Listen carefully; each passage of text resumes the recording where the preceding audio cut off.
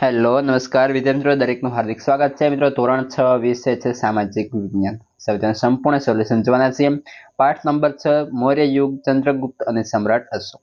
Solution જોતા પહેલા ચેનલમાં પ્રથમ વખત છો તો મિત્રો ચેનલને સબસ્ક્રાઇબ કરી તમારા મિત્રોને પણ શેર કરી દેશો।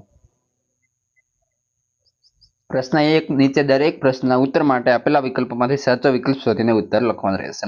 પહેલો છે, ચંદ્રગુપ્તની તમામ સિદ્ધિઓમાં તેમના કયા ગુરુના માર્ગદર્શનને ઘણો મહત્વનો ભાગ ભજવ્યો હતો? ઓપ્શન સી, ગુરુ ચાણક્ય। બીજા નંબર છે, ચાણક્ય દ્વારા લખાયેલા કયા ગ્રંથમાંથી તે સમયની રાજકીય, સામાજિક અને આર્થિક વ્યવસ્થા અંગેની માહિતી મળી રહે છે? ઓપ્શન ડી, અર્થશાસ્ત્ર। 3, બિંદુસાર અશોકને કયા પ્રાંતના રાષ્ટ્રીય સુબા તરીકે નિમણૂક કરી હતી? તો આવશે મિત્રો અવંતી। અશોક સંઘમિત્રાને બૌદ્ધ ધર્મના પ્રચાર માટે ક્યાં મોકલ્યા હતા? તો કે ઓપ્શન બી, સિલોન, મતલબ કે હાલનું મિત્રો શ્રીલંકા। 5મા નંબર છે, અશોકના મોટા ભાગના અભિલેખોની ભાષા કઈ હતી? અહીંયા આપેલું છે કઈ હતી આવશે। તો મિત્રો ઓપ્શન સી સાચું બનશે, પ્રાકૃત। પ્રશ્ન 2 છે, જેની અંદર મિત્રો પૂછ્યું છે કે નીચેના પ્રશ્નના ટૂંકમાં ઉત્તર આપો। તેની અંદર પહેલો પ્રશ્ન છે, સમ્રાટ અશોકનું વિશાળ સામ્રાજ્ય ક્યાં સુધી ફેલાયેલું? તો જોઈએ, સમ્રાટ અશોકનું વિશાળ સામ્રાજ્ય વાયવ્ય સરહદે કંદહાર અને પેશાવર, ઉત્તરમાં નેપાળ, દક્ષિણે મૈસૂર, પશ્ચિમે ગુજરાત, સૌરાષ્ટ્ર અને પૂર્વમાં મગધ તેમજ કલિંગ એટલે કે હાલનું ઓડિશા સુધી ફેલાયેલું હતું। 2, સેલ્યુકસ નિકેટર સાથેના યુદ્ધ બાદ કયા પરિણામો આવ્યા? તો જેની અંદર જોઈએ, સેલ્યુકસ નિકેટર સાથેના યુદ્ધ બાદ ચંદ્રગુપ્તને વિજય મળતા 4 પ્રદેશો મળ્યા। ચંદ્રગુપ્તની બહાદુરી જોઈને સેલ્યુકસ નિકેટરે પોતાની પુત્રી હેલેનાને તેની સાથે પરણાવી। સેલ્યુકસે પોતાના રાજદૂત ચંદ્રગુપ્તના દરબારમાં મોકલ્યો, આમ સાથે યુદ્ધ કરી અને ભારત અને ગ્રીક વચ્ચેના રાજદ્વારી સંબંધો વિકસાવ્યા હતા।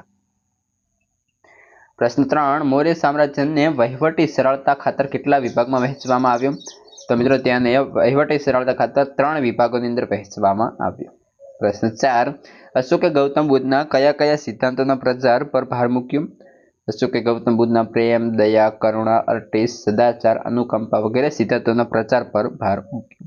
પ્રશ્ન 5, રાષ્ટ્રીય તરીકે નિમાયેલા અધિકારીઓના કાર્યો જણાવો। ઉત્તર તો કે તેની અંદર છે, સૌપ્રથમ સમગ્ર પ્રાંતમાં શાંતિ વ્યવસ્થાની જાળવણી કરવી, કરવેરા ઉઘરાવવા, રાજાના આદેશોનું પાલન કરાવવું અને પ્રાંતમાં બનતા બનાવોથી સમ્રાટને સતત વાકેફ કરતા રહેવું।